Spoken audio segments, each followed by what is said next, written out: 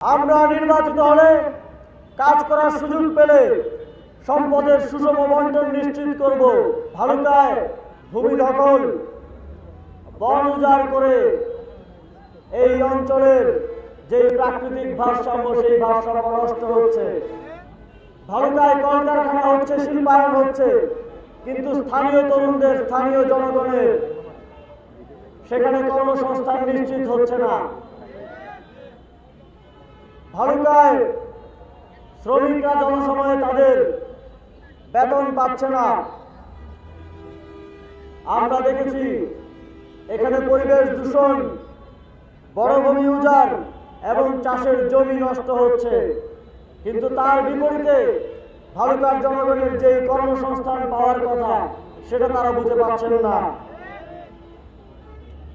এখানে মাদকের সমস্যা রয়েছে, জুয়ার সমস্যা রয়েছে, এখানে স্বাস্থ্যসেবার মান, রাস্তাঘাট সহ নানা ধরনের সমস্যার মধ্য দিয়ে আপনারা যাচ্ছেন।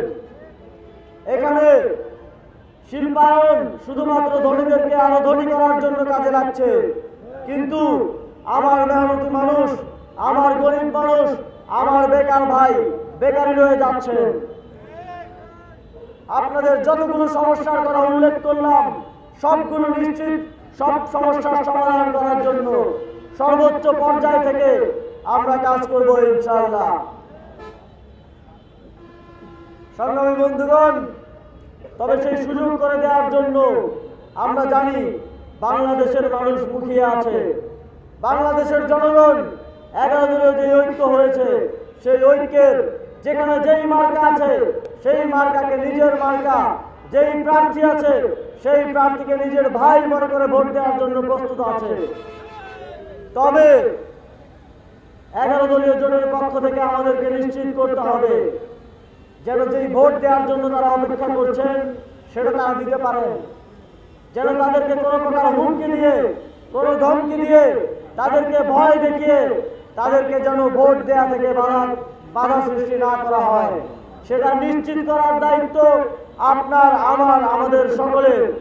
যদি এবার আমরা সেটা নিশ্চিত করতে না পারি, আমরা কিন্তু শেখ হাসিনাকে 2008 সালে ক্ষমতায় আনার মধ্য দিয়ে দেখেছি এদেশের জনগণ 17 বছর সেই শেখ হাসিনার ক্ষমতায় আরোহণের প্রায়শ্চিত্ত করেছে। হাজার হাজার মায়ের বাবার কোল খালি হয়েছে, শত শত লক্ষ লক্ষ মানুষকে তাদের অধিকার থেকে বঞ্চিত করা হয়েছে। আমরা কি এ ধরনের আর অনাচার অত্যাচার চাই?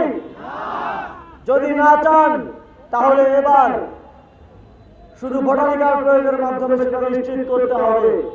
এদেশের জনগণ, এদেশের মানুষ রক্ত দিয়েছে, রক্তের কাছে শুধু একটা ভোট দেয়া কোনো কিছুই নয়।